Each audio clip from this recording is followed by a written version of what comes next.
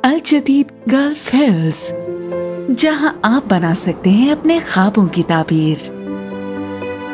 Gulf hills में पहले से मौजूद 24/7 security, 13 lush green parks, cycling track, jogging track और जरूरत जिंदगी की हर सहूलत। एक ऐसी जगह जहां जिंदगी आपको तलाश करती है। अल जदीद प्रॉपर्टीज, आपके बेहतर मुस्तकबिल का ज़ामिन। يا من صليت بكل الأنبياء، يا من في قلبك رحمة للناس، يا من ألفت قلوبا بالإسلام، يا حبيبي يا شافعي يا رسول الله، بأمي وأبي فديتك سيدي، صلاة وسلام عليك يا نبي. حبيبي يا محمد، أتيت بالسلام والهدى محمد.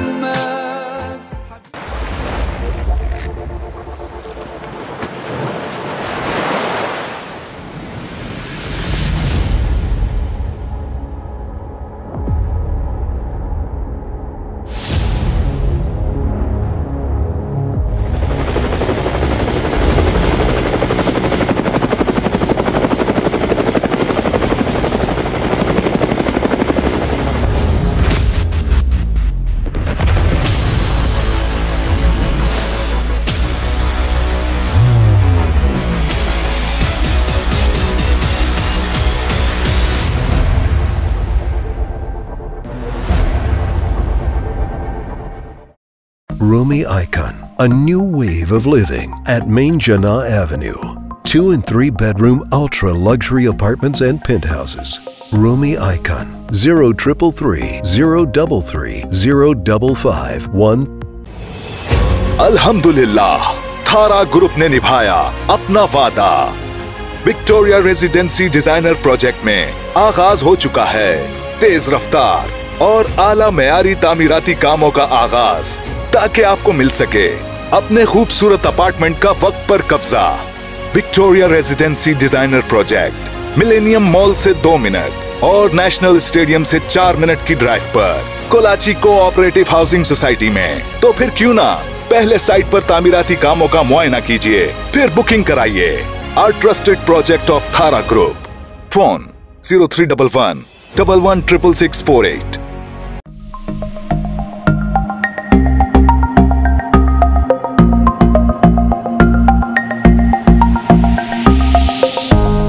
रब के मेहमान, तुझसे बख्शिश का है सामान। माहे रमजान, रमजान आया, रमजान आया, रमजान आया, रमजान आया, रमजान आया, रमजान आया। खुशामदीद एक बार फिर। और इस वक्त हम दस्तरखान, रमज़ान दस्तरखान से वापस आकर इंतज़ार कर रहे होंगे आप हमारे उस सेगमेंट का जिसमें हम कुछ ऐसे गौहर नायाब से आपकी मुलाकात कराते हैं जिन्होंने ना सिर्फ कम्युनिटी बल्कि बिज़नेस कम्युनिटी बल्कि मुआशरे के लिए और सोसाइटी के लिए अपने अपने शोबे में भरपूर खिदमात दी हैं। और आज ऐसे ही 2 गौहर नायाब हमारे स्टूडियो की जीनत बने हैं, जिसके लिए आज बहुत खुशी है। लेकिन उनके इस्तकबाल और इनके तारुफ से पहले मैं हमेशा की तरह तारुफ कराऊंगा हमारे उन करम फरमाओं का जिन्होंने इस पूरी रमज़ान ट्रांसमिशन को हमें सीने से लगाए रखा और आप तक ये रमज़ान की ट्रांसमिशन लाइव पहुंचने का सबब बने। यानी कि हमारे स्पॉन्सर्स, हमारे टाइटल स्पॉन्सर्स अल जदीद प्रॉपर्टीज़ हैं। हमारे पावर्ड बाय स्पॉन्सर में शामिल हैं Sabrina builders and developers, okay state and builders, Rumi group of builders and developers, थारा ग्रुप ऑफ कंपनीज़, तालु एसोसिएट और दीगर हमारे तमाम हमारे डायमंड, गोल्ड और सिल्वर स्पॉन्सर्स, हमारे गिफ्ट एंड पार्टनर्स। तो बात हो रही थी हमारे रहमत है मेहमान सेगमेंट की, जिसमें आज 2 इंतहाई काबिल और बुलंद शख्सियात को हमने स्टूडियो में दावत दी है। और मैं यूँ कहूँगा कि आज 2 ऐसे सितारे जो हमें फ़र्दन कई जगहों पर नज़र आते हैं, लेकिन आज हमारे स्टूडियो की जीनत बने हैं। हमारे पहले मेहमान किसी तारुफ के मोहताज नहीं हैं और साबिक चेयरमैन आबाद हैं और आबाद के प्लेटफॉर्म पर शायद किसी को अल्लाह ताला ने इज़्ज़त देनी होती है तो किसी न किसी आजमाइश के ज़रिए भी इज़्ज़त देते हैं। तो इनके उस दौरे सदारत में कई ऐसे मामलात हुए जिनको इन्होंने इंतहाई खुशअस्लूबी इसके साथ डील किया और मुमताज़ समाजी और कारोबारी शख्सियत हैं। कम्युनिटी के लेवल पर भी देखें तो इंतहाई बढ़ चढ़ कर हिस्सा लेते हैं। CEO हैं फलकनाज़ ग्रुप ऑफ कंपनीज़ के मोहतरम जनाब फ़याज़ इलियास फलकनाज़। अस्सलाम वालेकुम सर। जी वालेकुम अस्सलाम। फ़याज़ भाई, सबसे पहले बहुत शुक्रिया। रमज़ान का स्केड्यूल इतना बिजी होता है तमाम ही लोगों के लिए, और इफ्तार से पहले का ये वक्त जो है वो इंतहाई मुश्किल होता है, कहीं कोई टाइम स्पेंड करना। आपका बहुत शुक्रिया आज इस वक्त हमारे साथ आप। आपका बहुत शुक्रिया अल्ताफ़ भाई, और आपकी मेमन TV का बहुत ज़्यादा शुक्रिया कि इन्होंने आज इनवाइट किया और हमें मौका मिला कि आज आपके प्लेटफॉर्म पे हम बैठे। बहुत शुक्रिया। और हमारे दूसरे मेहमान बहुत कम हमें पर्दा सीमी पर नज़र आते हैं। बिहाइंड द कर्टन इनके बहुत सारे काम हैं अल्हम्दुलिल्लाह कम्युनिटी के लिए भी और सोसाइटी के लिए भी, लेकिन मीडिया और सोशल मीडिया की जीनत कम बनते हैं। लेकिन आज हमारी खुशकिस्मती है कि मोहतरम फ़याज़ इलियास साहब की खुसूसी दावत पर और हमारी दावत पर आज हमारे इस स्टूडियो में मौजूद हैं। आप पुलानी टेक्सटाइल के CEO हैं। आपने रोटरी कायद के प्रेसिडेंट होने की हैसियत से कई गैदरिंग्स और कई बिज़नेस कम्युनिटी को आपस में मिलाने की B2B जिसे हम कहते हैं रोटरी का ये सही फ़ायदा होता है उसे उठाने की कोशिश भी की है। समाजी और कारोबारी शख्सियत है और फैमिली भी समाजी और कारोबारी है। मोहतरम जनाब नदीम पुलानी साहब हमारे साथ मौजूद हैं। नदीम भाई, बहुत शुक्रिया हमारे साथ रहने के लिए। मैंने कहा कि आप बहुत कम जो है मीडिया और सोशल मीडिया की जीनत बनते हैं, लेकिन आज हमारी खुशकिस्मती का आप हमारे साथ मौजूद हैं। नहीं, बहुत शुक्रिया अल्ताफ़ भाई, आपने जिस मोहब्बत से जिस प्यार से मदू किया है तो आना बनता भी था, और हमारे लिए भी बड़ी एक फ़ख्र की बात है कि आपके इस प्रोग्राम में हम शिरकत करें। बहुत शुक्रिया। फ़याज़ साहब, आपसे आगाज़ करूँगा, और क्योंकि मुख्तसर सी नशिस्त है हमारी। फ़याज़ इलियास, जिस लेवल नो डाउट के अल्लाह पाक ने जो इज़्ज़त आपको बख्शी है, और जिन जहाँ भी कुछ लोगों के हिस्से में ये चीज़ें आती हैं कि वो जहाँ काम करते हैं तो आजमाइश की सूरत में भी अल्लाह ताला उनको एक नाम जो है ना मुहैया कर देता है। पहले मैं सिर्फ हमारे प्रोग्राम का सेगमेंट कुछ इस तरह से है कि आप जो कदावर शख्सियत हमें नज़र आती हैं, थोड़ा सा क्विकली हम चाहते हैं कि उनका थोड़ा सा बैकग्राउंड, इब्तदाई तालीम, किन गलियों में गुजरे, किन दोस्तों के साथ ज़िंदगी गुजरी, क्या टलमोइज अप्स एंड डाउन्स देखे लाइफ के अंदर का आज हमारे स्टूडियो की जीनत बने हैं। तो शायद इनके पीछे एक तगोदो की तवील फहरिस्त होती है। मैं चाहूँगा मुख्तसरन थोड़ा सा आपकी इब्तदाई ज़िंदगी के बारे में पता चल जाए। बिस्मिल्लाहिर्रहमानिर्रहीम, और अगेन बहुत शुक्रिया, और it's really honour for me being a part of this programme. जैसे कि आज आप देखते हैं फ़याज़ इलियास, फ़याज़ फलकनाज़ के नाम से जो लोगों की एक पहचान है, अक्सर सोशल गैदरिंग में हम साथ होते हैं, लोगों से मिलना मिलाना होता है। फलकनाज़ ग्रुप ऑफ कंपनीज़ अगर हम देखें तामीरात के हवाले से ख़ास तौर पे, तो पिछले 47 साल से अल्हम्दुलिल्लाह एक खिदमात हैं इस कम्युनिटी के लिए। इस रियल इस्टेट बिज़नेस के हवाले से अगर हम देखते हैं तो एक बहुत बड़ा अरसा होता है जिसमें तकरीबन 2 जनरेशन्स जो हैं आपकी इसमें शामिल होती हैं। आज जो नज़र आता है लोगों को, चाहे फलकनाज़ अल्हम्दुलिल्लाह ग्रुप ऑफ कंपनीज़ या फ़याज़ इलियास या रेस्ट ऑफ द जो हमारी फैमिली मेम्बर्स हैं, तो ये एक बड़ी इसके अंदर पीछे स्ट्रगल्स हैं। और मैं समझता हूँ कि जब आप किसी छोटे स्केल से होते होते जब आप ऊपर पहुँचते हैं किसी मकाम पे, जो कि लोगों को तो आज यही नज़र आता है कि भाई कि फ़याज़ इलियास जैसे सोने का चमचा लेके पैदा हुए हैं या इनकी कोई इतनी जो नहीं होंगी इनके, लेकिन नहीं, ऐसा नहीं है। एक बहुत ही कठिन और एक बड़ा स्ट्रगलिंग फेज़ रहा है।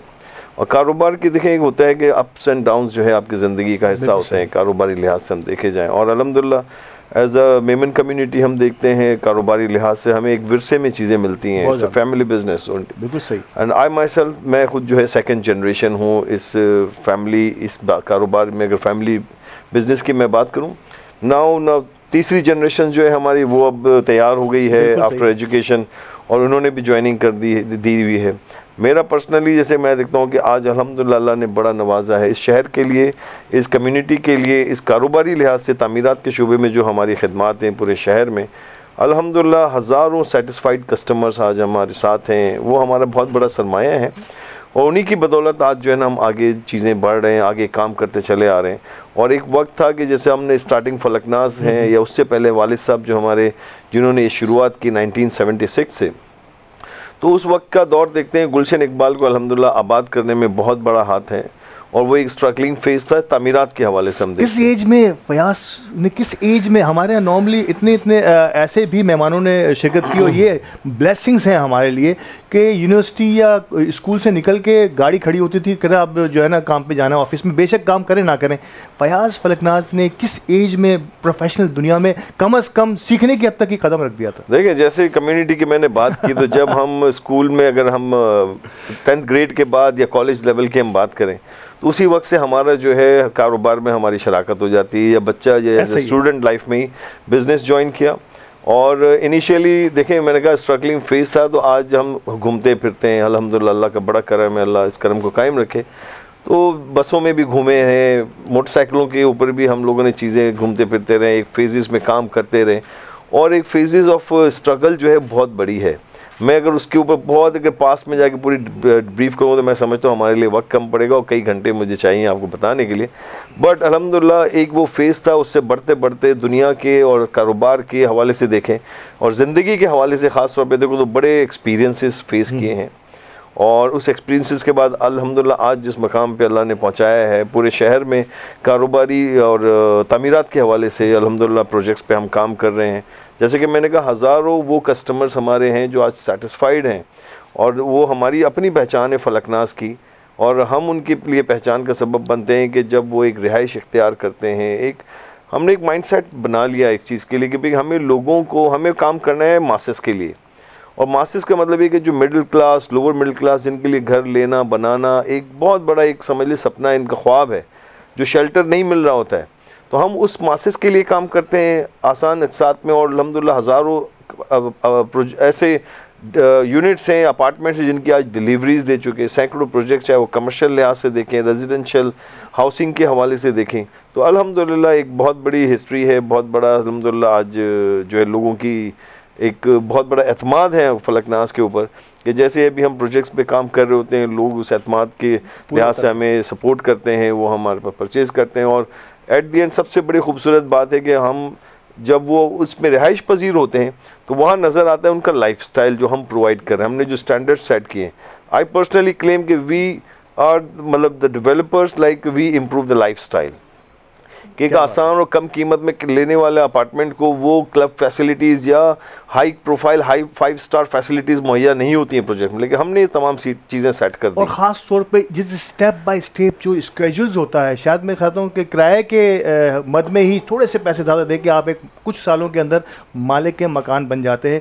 सिर्फ एक बात आखिरी, इसके बाद मैं पुरानी साहब के पास जाऊँगा कि वो पहला प्रोजेक्ट फयाज का जब वो दाखिल हुए, इसके बाद नो डाउट बहुत सारे प्रोजेक्ट इससे पहले 76 से आपकी ये सिलसिले जारी हैं आपके वालिद मोहतरम के ज़माने से, लेकिन फयाज का पहला प्रोजेक्ट जिसे वो आज भी क्रेज़ करता हूँ, ये वो मेरा पहला प्रोजेक्ट था जिसको मैंने ओन, यानी कि जिसमें मेरा ज़्यादा इन्फ्लुएंस था या इंटरफेरेंस थी। ड्यूरिंग द कॉलेज लाइफ जो है 1989 में मैंने जो है ज्वाइनिंग की ऑफिस की। मेरे ख्याल से I was like around 17-18 years old, 17-18 साल, एक यंग घूमने फिरने की लाइफ होती है। तो आज जब आपने पुरानी माजी की बात की तो एक छोटा सा इसमें मैं बताऊंगा, एक किस्सा भी है कि जब वो हमने स्टार्ट किया फलकनाज सेंटर ऑन मेन शारा फैसल, तो एक बड़ी मुश्किलात भी हैं, लेकिन अल्हम्दुलिल्लाह प्रोजेक्ट हमने कर लिया, आगे चीज़ें बढ़ती चली गई।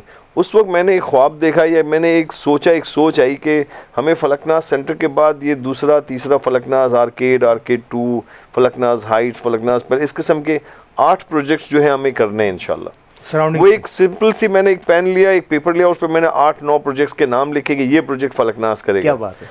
तो वो बात है 1989 और 90s की हम बात करें। आज अल्हम्दुलिल्लाह मैं देखता हूँ 8 नहीं, हम लोगों ने अल्हम्दुलिल्लाह उसके बाद बेताशा 80 प्रोजेक्ट्स हमने फलकनाज ने शहर में किए, जिसमें हाउसिंग के हवाले से हज़ारों की तादाद में ये यूनिट्स लोगों को हैंड ओवर हो चुके हैं। और आज उस हैंडिंग ओवर के बाद हमें एहसास होता है कि जब उन प्रोजेक्ट्स में हम जाते हैं और जो हम विज़िट करते हैं वहाँ पे हम फैसिलिटीज़ जो हमने प्रोवाइड, तो लोग हमें वेलकम करते हैं। अदरवाइज़ बिल्डर्स अपने प्रोजेक्ट्स में जाना इतना आसान नहीं होता, क्योंकि कहीं पे भी कमी बेशुद, लेकिन वहाँ के रेजिडेंट जो हमें वार्म वेलकम करते हैं और वो कहते हैं कि हमारे लिए बहुत बड़ा इज़्ज़त का बाइस है कि वो कहते हैं कि हमारे आपके प्रोजेक्ट्स में जब हम शिफ्ट हुए हैं, हमारी फैमिलीज़ आई हैं, तो हमारे बच्चों की सेहत जो है वो इम्प्रूव हो गई है, और हमारे बच्चों की जो वो ग्रीन एरियाज, लैंडस्केपिंग और जिस किस्म की हम इसमें फैसिलिटीज़ या स्टैंडर्ड सेट किए, वो कहते हैं हमारे बच्चों की जो है एजुकेशन के रिजल्ट्स बेहतर हो गए जब से हम आपके प्रोजेक्ट्स में। दुआएं, तो मैं समझता हूँ दिस इज़ अ ब्लेसिंग। और ये वर्ड्स वो हैं कि आम तौर पे हम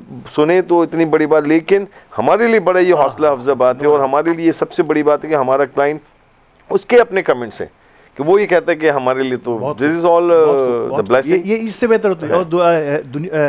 और रमज़ान में रहमतों की बात हो रही है, ये वो रहमतें हैं जो हम अगर चाहें और नेक नियति से और ईमानदारी से काम करने के लिए आगे बढ़ें तो ये रहमतें और बरकतें पूरा साल आपके साथ रहती हैं और रहनी भी चाहिए। जिस अंदाज से अगर आपको आपका कस्टमर दुआएं देता हुआ जाए तो इससे बड़ा बिजनेस क्या हो सकता है। पुरानी साहब, सवाल तो लीक हो गया है, यकीनी तौर पर सवाल मेरा भी आपसे यही है कि ऑलमोस्ट सेम स्टोरी या शायद थोड़ा सा डिफरेंस है इसमें पुरानी साहब की उस इब्तदाई ज़िंदगी में जो कि फयाज साहब ने बयान किया है? नहीं, मोर और लेस सेम ही होती है सबकी स्ट्रगल लाइफ। अगर देखने के लिए जाएं तो अल्हम्दुलिल्लाह मतलब ये कि मैंने भी जैसे फयाज ने बताया 89-90 के अंदर ही बिज़नेस के अंदर आया। जब मैं college life Adamjee government science college से मैंने इंटरमीडिएट किया, टॉप कॉलेज था, और उस वक्त जो हालात थे जो फैमिली के और सारी फाइनेंशियल सिचुएशन थी तो उसको देखते हुए ये हुआ कि भाई बिजनेस के अंदर जाया जाए। आदम जी का आपने नाम लिया तो ये तो पता चल गया कि आप उस वक्त के टॉप स्कोरर्स में से एक माशाल्लाह पढ़े लिखे बच्चे जिसे। तो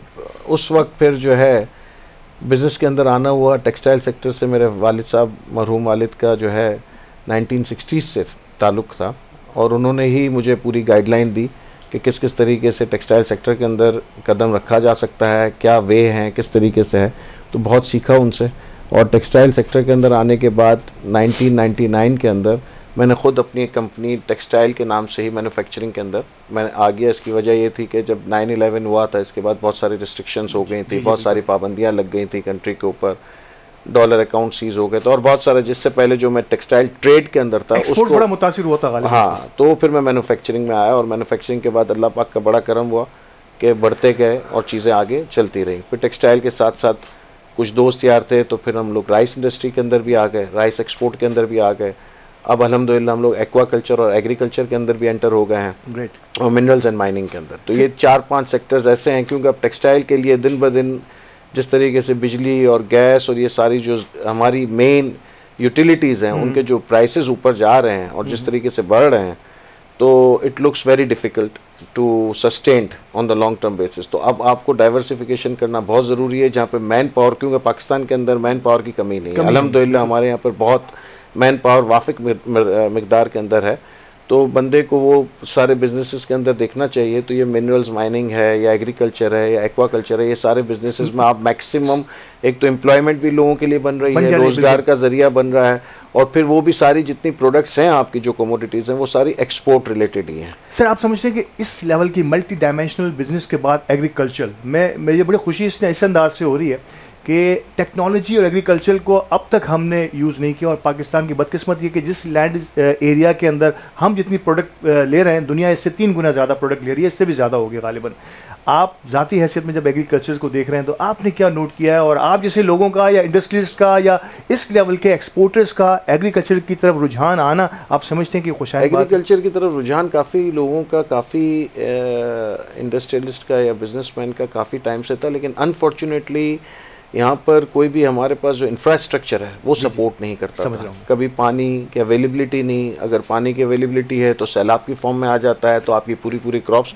लेकिन अब जो है ये SIFC के अंदर जो प्रोग्राम्स दिए गए हैं एग्रीकल्चर के लिए और जिस तरीके से जो लैंड इन्होंने दी है उस लैंड को आपको 5 साल के अंदर आबाद करना है और बहुत ही फैसिलिटेशन के साथ और सरखेज़ लैंड दी गई है। तो मुझे उम्मीद है कि इंशाल्लाह ताला एग्रीकल्चर के अंदर एक बहुत बड़ा बूम आएगा पाकिस्तान के अंदर और इससे हमारी इकनॉमी भी बहुत बेहतर होगी, फॉरेन रिजर्व भी बहुत हमारा बढ़ेगा क्योंकि एक्सपोर्ट ओरिएंटेड प्रोडक्ट्स हैं। जितनी भी कमोडिटीज़ हैं आपके कॉटन से लेके राइस से लेके वीट, अगर आप वीट की बात कर लें तो हमारी जो इंपोर्ट के अंदर बिलियंस ऑफ डॉलर की इंपोर्ट होती है सिर्फ वीट की हर साल। और अगर वही एग्रीकल्चर के तौर पे अगर हम लोग इसको यहाँ पे उगा लेते हैं और सब कुछ कर लेते हैं तो आप सिर्फ उसी का अगर आप देखें तो billions of dollar you can save. इसी तरीके से अगर हम राइस देखें तो हमारे यहाँ पे राइस की क्रॉप साल में 1 निकलती है और अगर आप यही चीज़ हमारे बराबर वाले कंट्री में चले जाएं इंडिया के अंदर तो वहाँ पे 2 क्रॉप्स आ रही होती हैं। तो अगर उसके ऊपर काम किया जाए, सही फर्टिलाइज़र के ऊपर, सही सारी दवाइयों के ऊपर, तो मोर और लेस अगर आप 2 क्रॉप्स में निकाल देते हैं तो आज आपकी राइस की सिर्फ एक्सपोर्ट है $3 बिलियन की, जो 6 से 7 बिलियन डॉलर तक पहुंच सकती है। और इंटरनेशनल डिमांड है, ऐसा नहीं है कि पाकिस्तानी राइस की डिमांड नहीं है। इसी तरीके से टेक्सटाइल सेक्टर में अगर आप जाते हैं, कॉटन का हमारे पास हमेशा शॉर्टफॉल रहता है।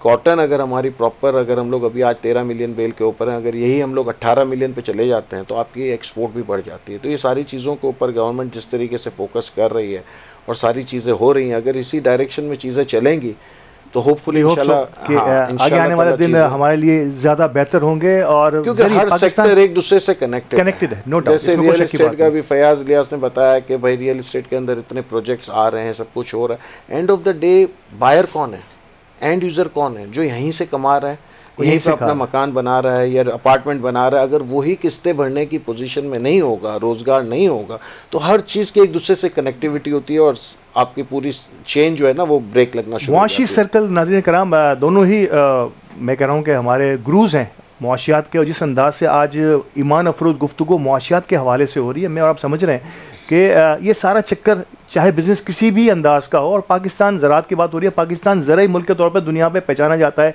बदकिस्मती है कि क्योंकि इस तरफ हमने वो ध्यान नहीं दिया, हमने वो नज़र नहीं रखी, तो हमें बहुत सारी ऐसी चीज़ें जो हम उगा सकते हैं हमारी ज़मीनों से वो हमें मंगवानी पड़ जाती हैं।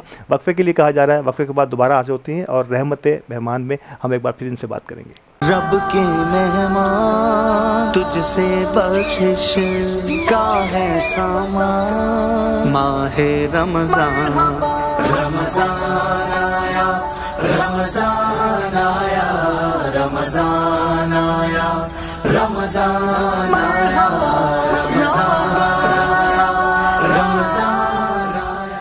रब के मेहमान तुझसे बख्शिश का है सामान, माहे रमजान रमजान आया, रमजान आया, रमजान आया, रमजान आया, रमजान आया, रमजान आया।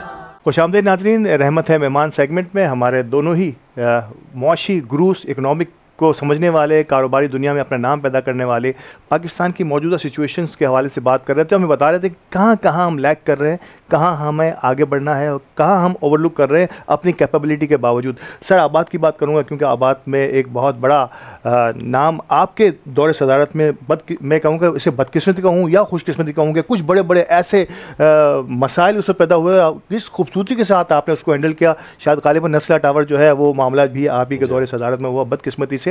लेकिन मैं ओवरऑल पाकिस्तान की इकोनॉमिकल कंडीशन और रियल एस्टेट सेक्टर जो कहीं सर्वाइवल की पोजीशन में आ जाता है, कहीं इसकी सर्वाइवल और कहीं जो है वो बहुत अच्छा बूम कर रहा होता है। ये जो अप्स एंड डाउन्स हैं और जो कंडीशंस स्मूथ नहीं रह पाती, क्या ये कारोबार पर बहुत बुरा असर डालती हैं? पहले जो है इस बात का शुरुआत जो एक शेर से करूँगा मैं, छोटी सी एक लाइन है कि मुश्किलें इतनी पड़ी कि सब आसान हो गए। क्या बात, बहुत खूब। जैसे देखें मसाइल जो है इनके अंबार लगे हुए हैं, चाहे किसी भी इंडस्ट्री के हवाले से हम बात करें, ख़ास तौर पे अगर रियल इस्टेट के हवाले से बात करें तो रियल इस्टेट के अपने मसाइल हैं। अदर टेक्सटाइल इंडस्ट्री जैसे हमारे दोस्त नदीम पौलानी जो है वो इनसे मुंसलिक हैं और पिछले कई दिहाइयों से वो काम कर रहे हैं एक्सपोर्ट के हवाले से। तो ये मुल्क के लिए एक आप फॉरेन एक्सचेंज लेके आते हैं इस मुल्क के लिए, जितनी एक्सपोर्ट बढ़ेगी इतना आपका जो है फॉरेन एक्सचेंज आपके पास आना है। अब रियल इस्टेट की इन पर्टिकुलर बात करें तो इन माजी में अगर हम देखें, आपने नस्ला का हवाला दिया, कुछ ऐसे डिसीजंस, कुछ ऐसे जजमेंट्स, कुछ ऐसे ऑर्डर्स जो कि समझता हूँ कि इस पर्टिकुलरली इस सेगमेंट या इस बिज़नेस के हवाले से बड़ी बदकिस्मती रही है। कोई जामे पॉलिसी नहीं है, कोई कॉन्क्रीट किस्म की जो है बायलॉज या पॉलिसीज़ नहीं दी जाती, चाहे किसी भी कारोबार के हवाले से देखें, जिसकी वजह से जो है ना हमारी ये इकोनॉमिकल क्राइसिस हम फेस करते हैं। इंफ्रास्ट्रक्चर की अनअवेलेबिलिटी है। दो के अगर आप देखने जाएं तो आपकी पाकिस्तान दुनिया के उन चंद ममालिक में से, मेरा तो हमेशा ये कहना है कि इन 10 उंगलियों को आप काउंट करें ना, और इन 10 उंगलियों में से अगर आप काउंटिंग करें कि नेशनल रिसोर्सेज के हवाले से, तो I am very much sure कि पाकिस्तान उन 10 ममालिक 10 उंगलियों में शामिल होगा जिसमें दुनिया जहाँ के नेचुरल रिसोर्सेज हमारे पास अवेलेबल हैं। हमारे पास अवेलेबिलिटी आप देखें, पहाड़ हमारे पास, पहाड़ी सिलसिला हमारे पास मौजूद है, दरिया समंदर हमारे पास मौजूद है। हमारे पास अगर आप देखें तो कॉपर हमारे पास मौजूद है, कोल हमारे पास है, गोल्ड हमारे पास है, और दुनिया की कोई भी आप स्टोन ले लें, कोई भी आप बात करें कि जो नेशनल रिसोर्सेज के हवाले से हम बात करें तो ये वो रिसोर्सेज हैं पाकिस्तान उन खुशकिस्मत मुल्कों में से जहाँ ये मैक्सिमम रिसोर्सेज अवेलेबल है। बदकिस्मत ये कि उसकी मिस मैनेजमेंट जो है या इसकी कोई प्रॉपर कॉन्क्रीट पॉलिसीज़ नहीं है, जिसकी वजह से हम अगर बात करें तो हमारी इकोनॉमिकल अनस्टेबिलिटीज़, साथ साथ अगर देखें तो आपका जो पॉलिटिकल अनस्टेबिलिटीज़ है वो इन सारी चीज़ों को डिस्टेबलाइज कर देती है। डेफिनेटली। तो ये वो मामला थे, और इन सारी चीज़ों से बढ़ के अगर हम देखें जो किसी भी दुनिया में मुल्क का अगर जो सरमाया है तो वो है उसका यूथ, कि जो कि अगर आप यूरोप में चले जाएं, यूके में चले जाएं, तो वहाँ पता चलता है कि वहाँ लोगों की एजेस इतनी ज़्यादा हैं कि आज उनके पास यूथ की ज़रूरत है। उनको ह्यूमन रिसोर्सेज अरेंज करना पड़ता है, दूसरे ममालिक से आपको चाहिए यूथ, ताकि वो काम कर सकें, उनको चाहे professional, non professional, skilled, unskilled jobs में उनको आप फिक्स कर सकें, उनको जॉब्स दे सकें। हमारे पास तो ये 65% है हमारा जो पॉपुलेशन है, हम 250 मिलियन की पॉपुलेशन के साथ, जिसमें से 65% जो है हमारा यूथ है, जिसको हम यूटिलाइज़ नहीं करें, जिनको वो हम मौक़े फ़राहम नहीं करें, कि इनको अगर सही से मौक़े फ़राहम किए जाएँ, पॉलिसीज़ दी जाएँ, तो ये मुल्क दुनिया के उन खूबसूरत और बेतहाशा रिसोर्सेज के साथ मुल्क है जो दुनिया की तरक्की में आगे बढ़ने से हमें कोई रोक नहीं सकता। लेकिन सारी मसाइल हैं हमारी मैनेजमेंट जो है, हायर हमारी जो अरबाब इख्तियार हैं, उनको ज़रूरत है कि इन तमाम चीज़ों को, जहाँ पे इंफ्रास्ट्रक्चर, अगर हम रियल इस्टेट की बात करें, हम देखते हैं कि हमें बाकायदा वो स्ट्रॉन्ग इंफ्रास्ट्रक्चर नहीं मिलता। पानी प्रोजेक्ट में लेने जाए पानी नहीं मिलता, बिजली के मसाइल, गैस के मसाइल, आज भी गैस का मोरिटोरियम लगा हुआ है। इंडस्ट्री की बात करें, जैसे टेक्सटाइल में पुलानी साहब काम कर रहे हैं, वहाँ गैस की अवेलेबिलिटी नहीं है। बात आए कि उस सारी चीज़ों के साथ आप इंटरनेशनली कम्पीट कैसे कर सकते हैं, और जो रिमेनिंग यूटिलिटीज़ उसके प्राइसेस इतने हाई हो चुके हैं, इतने बढ़ चुके हैं कि जिसकी वजह से आपको उसमें प्राइस कम्पीट करना ही मुमकिन नहीं रहता। तो इन तमाम चीज़ों को आसान बनाना पड़ेगा। ये तमाम जो इतनी आपकी दुनिया के 5वें बड़े मुल्कों में से पाकिस्तान का शुमार है। ये शहर कराची दुनिया के 6ठे नंबर पे दुनिया के बड़े शहरों में जिसका शुमार है, लेकिन हम देखते हैं कि हमें वो चाहे रियल इस्टेट हो, चाहे टेक्सटाइल हो, चाहे ऑटो इंडस्ट्रीज़ हो, आपकी ट्रांसपोर्टेशन हो, बेहंगम बेहंगम किस्म का हर एक की डायरेक्शन जो है ना मुख्तलिफ अंदाज पे चल रही है। आपको इसके लिए डायरेक्शन देनी पड़ेगी, आपको पूरा तरीक़ेकार निज़ाम लोगों को देना पड़ेगा, आपको लोगों को एजुकेट करना पड़ेगा, आपको तालीम जो है उसका फुकदान है वह तालीम के हवाले से बात करनी पड़ेगी। एज आ फॉर्मर चेयरमैन आबाद जब मैं काम कर रहा हूँ उसमें बहुत सारे मसाइल उठे, अल्हम्दुलिल्लाह बड़ी खुश असलूबी से उन मसाइल का हमने हल भी किया। लेकिन कहते हैं कि एक आप अगर आपका तजुर्बा रियल इस्टेट का एक अल्हम्दुलिल्लाह एक स्ट्रॉन्ग पिलर होने के लिहाज से इस शहर में इतनी बड़ी कंस्ट्रक्शन डेवलपमेंट के हवाले से, तो वो मसाइल भी अल्हम्दुलिल्लाह वक्त के साथ हमारी जो सीनियर क़यादत है उनके साथ बैठ के मिल के मशवरों के साथ वो मसाइल के भी हल हमने किया। लेकिन आज भी जो मसाइल हैं, अगर हम डॉलर डिवैल्यूएशन की हम बात करें तो वो इन्फ्लेशन कॉस्ट हमारी, जहाँ पे आज कॉस्ट हमारी जो पर स्क्वायर फुट आती थी, अगर बिल फर्ज वो 3-3.5 हज़ार रुपये थी, आज वो 6,500-7 हज़ार रुपये पे कॉस्ट पहुँच गई। लोगों को काम करना नामुमकिन हो गया, प्रोजेक्ट कैसे मुकम्मल कर। लेकिन बावजूद इसके कि वंस कमिटमेंट्स जो लोगों को दिए हुए थे उसके तहत आज प्रोजेक्ट मुकम्मल। सरिया 1.25 लाख से आज तकरीबन 2,60,65,000 पर टन पे आ गया। सीमेंट 500 की बोरी आज 1,100 रुपये की बोरी हो गई। तो ये सारे वो चीज़ें हैं कि दुनिया भर में रियल इस्टेट ख़ास तौर पे या जितनी अदर इंडस्ट्रीज़ हैं उनको बिज़नेस कम्युनिटी को स्टेट की तरफ से फैसिलिटेट किया जाता है।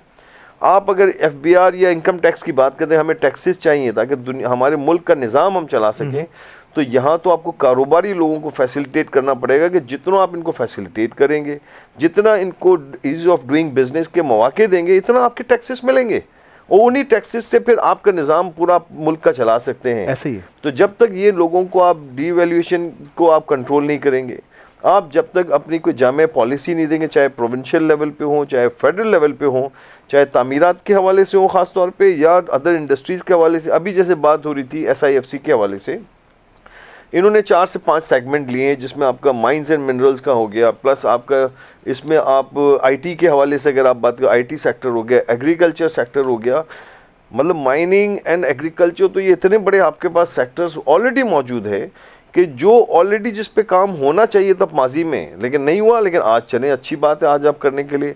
IT दुनिया भर में आर्टिफिशियल इंटेलिजेंस की हम AI की हम बात कर रहे हैं। आज ये मोबाइल हमारे पास है, ये इस main source of artificial intelligence इसी है। और हमारे पास इतना यूथ है, आज के बच्चे हैं अल्हम्दुलिल्लाह, वो इतने काबिल हैं कि वो उन सारी चीज़ों को बहुत आसानी से पाकिस्तान की बेहतरी के लिए आप उसको इस्तेमाल कर सकते हैं। कोशिश हो जाए और थोड़ा सा इनको मौके मिल जाए हमारे नौजवानों को। बार-बार यूथ की बात हो रही है, तो ये आपके तवज्जुह से, आपके इस प्लेटफॉर्म के तवज्जुह से हम अरबाब इख्तियार जो हमारी जो फैसले करते हैं, चाहे फेडरल बोर्ड ऑफ रेवेन्यू हो, चाहे हमारी अगर हम देखें पॉलिसी मेकिंग के हवाले से हो, तो उन तमाम चीज़ों को कलेक्टिवली जो है बैठ के हल करना है। और हम समझते हैं कि हमेशा मतलब बात है कि पेवस्तर शजर से उम्मीद बहार रख, तो always hope for the good.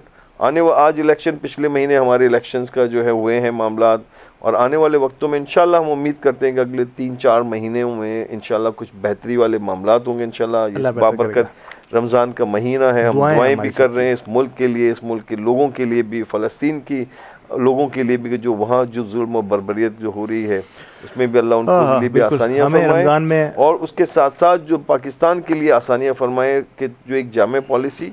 और इंशाल्लाह उम्मीद है कि अब जो पॉलिसीज़ पे जिस तरह से हमारी हायर हरारकी हम देखें प्रेसिडेंट लेवल पे या प्राइम मिनिस्टर या हमारी जो और अरबाब इख्तियार हैं उनके हवाले तो कुछ इंशाल्लाह उम्मीद है कि अच्छी पॉलिसीज़ आएंगी, कॉन्क्रीट जो है पॉलिसीज़ के साथ काम किया जाएगा ताकि इस मुल्क को और मज़ीद हम ज़रखेज़ बना सकें।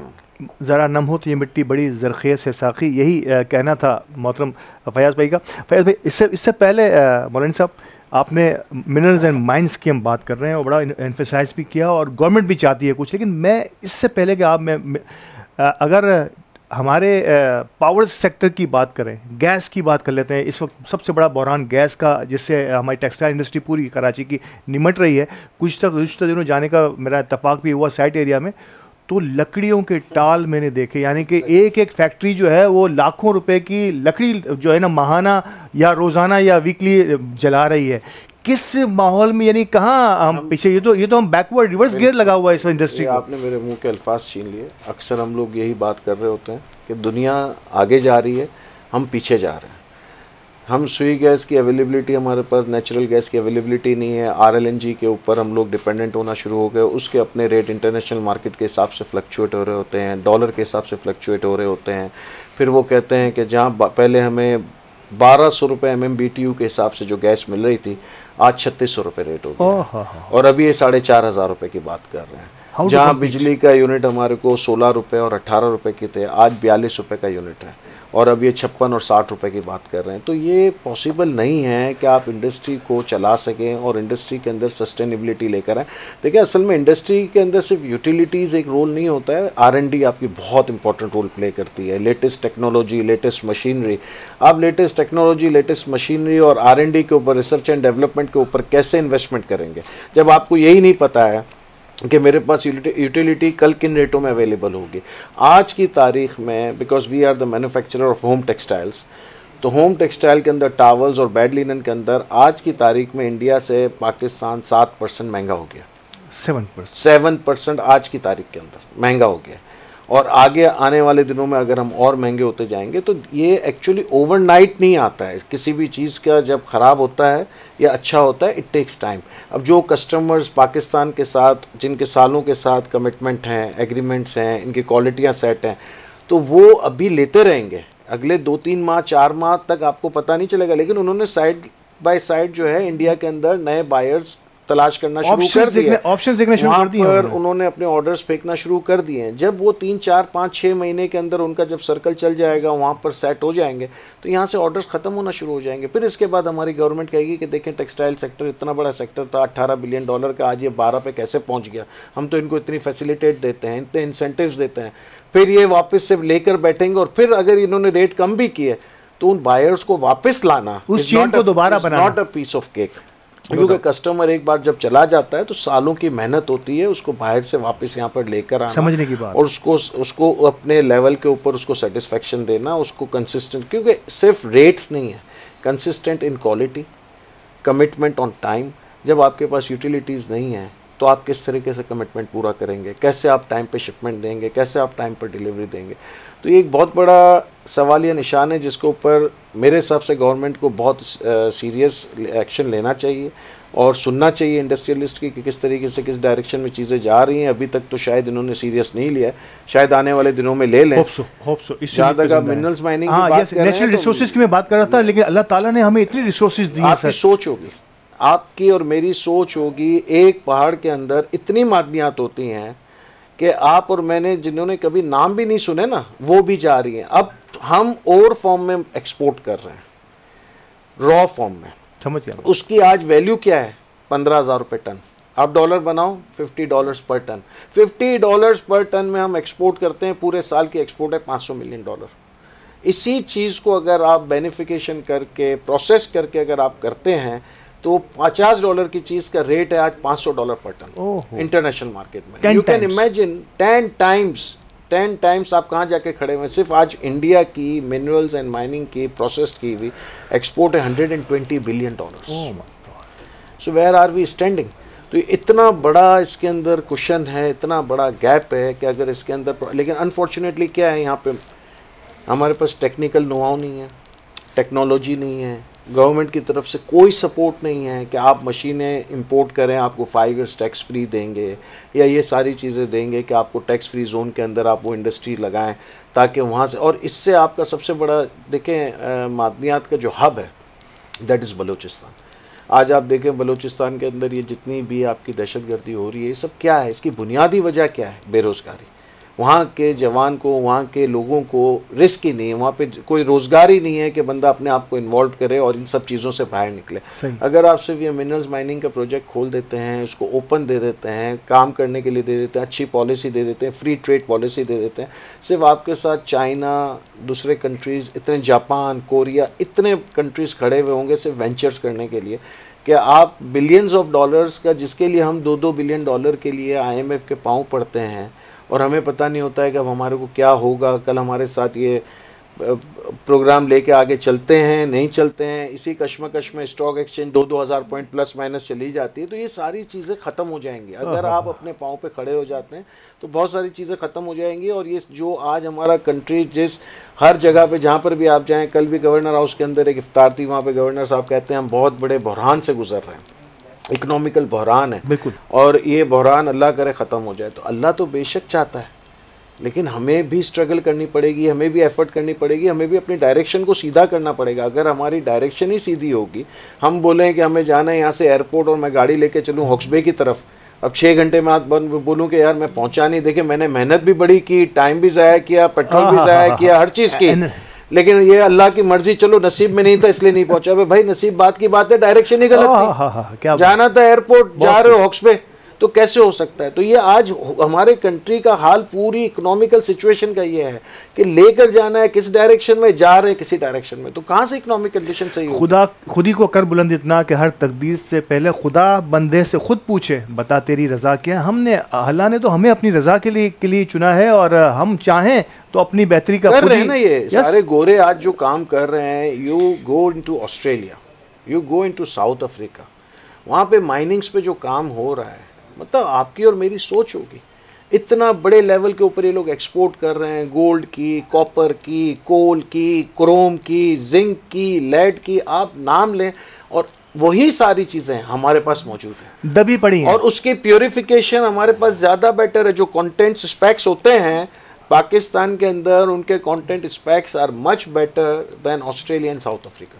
मैं थोड़ा सा यहाँ पे तुम अपने रब की किन किन नेमतों को जुटलाओगे? ये दोनों अहबाब जो है यही जिक्र कर रहे हैं, हम नाशुक्रे लोग हैं जिन्होंने अब तक कुछ नहीं किया, दफन करके रखा है उस खजाने को जिससे हम अब तकदीर बदल सकते हैं हमारे नौजवानों की। सर मैं थोड़ा सी नदीम पोलानी भाई की जो है बात को कंटिन्यू करूँगा कि जिस तरह से उन्होंने जो चीज़ें बताई कि जो रिसोर्सेस अवेलेबल हैं, जामे पॉलिसी, आज अगर देखें दुनिया भर में जो पाकिस्तान का इस वक्त जो मकाम, ये जो सूरत हाल बन गई, बड़ी बुरी पोजीशंस में हम हैं।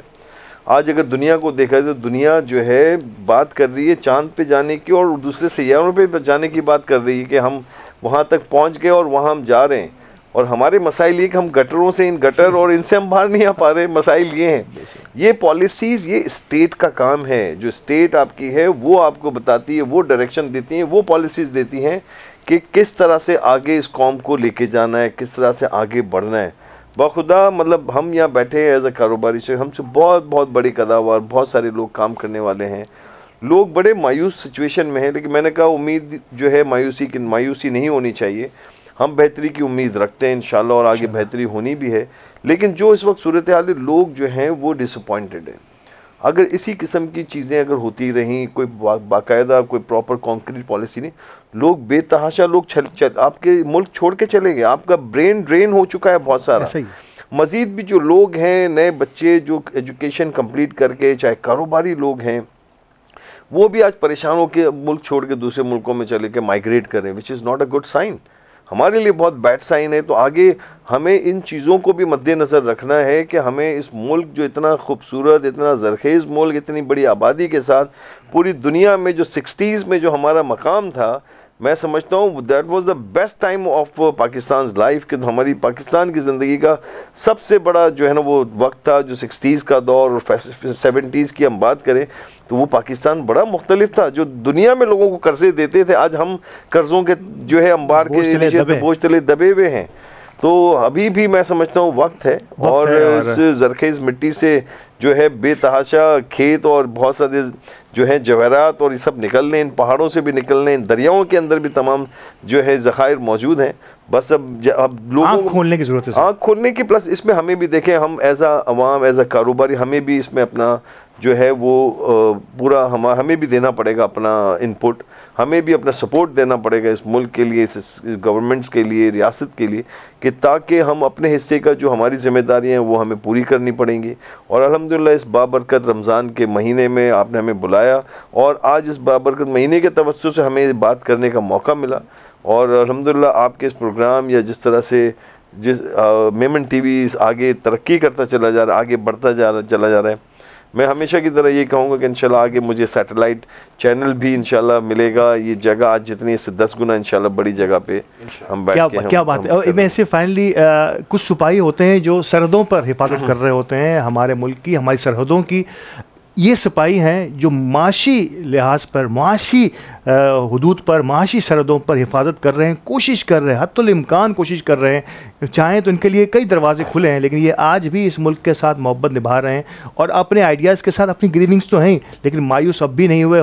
मेरा ख्याल है कि पाकिस्तान अगर मुआशी तौर पर कायम है, ऐसे और जैसे दीगर कई अहबाब से की वजह से कायम है कि मुआशी लेवल पर अब भी इनको उम्मीद है कि पाकिस्तान, अल्लाह ताला ने पाकिस्तान को बहुत नवाजा है और हम इंशाअल्लाह ज़रूर मुआशी लेवल पर कुछ न कुछ करने की सलाहियत रखेंगे। Last but not least, finally वही वर्ड जिसका आपने वक्फे से पहले जिक्र किया कि जिस तरीके से पाकिस्तान की अपनी स्ट्रगल है, आप लोगों की अपने अपने शोबों में स्ट्रगल है, द मेमन टीवी भी अपनी छोटी सी स्ट्रगल के साथ हमेशा से आगे बढ़ता रहा। CEO अली गोडिल का आपने माजी करीब में आपने उनको देखा, अल्हम्दुलिल्लाह आज इस स्टूडियो में आप मौजूद हैं।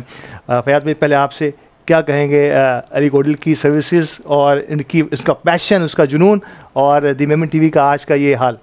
देखा जाए तो देखें, मेमन टीवी की अगर लाइफ देखी जाए, किसी भी इदारे की, किसी भी कारोबार के हवाले से, उसकी एक देखा जाता है कि कितना, जैसे हमें फलकनास को आज 47 साल का अर्सा गुजर गया, आज हम अल्हम्दुलिल्लाह जिस तरह से अपनी खिदमत इस इंडस्ट्री के लिए हम दे रहे हैं, तो ये एक मीडिया इंडस्ट्री भी बहुत बड़ा एक सेगमेंट है और आज से, और इसकी लाइफ बहुत बड़ी नहीं है, लेकिन इसमें अगर हम देखेंगे इसमें जो इन्होंने खिदमत पेश की हैं, जो ये आज जिस मकाम पे जिस तरह से ये काम कर रहे हैं, वो बहुत काबिल सताइश है। मैं पिछले चंद सालों की जो ज़िंदगी है, उस चंद सालों की शुरुआत से ही मैं इससे मुंसलिक हूँ।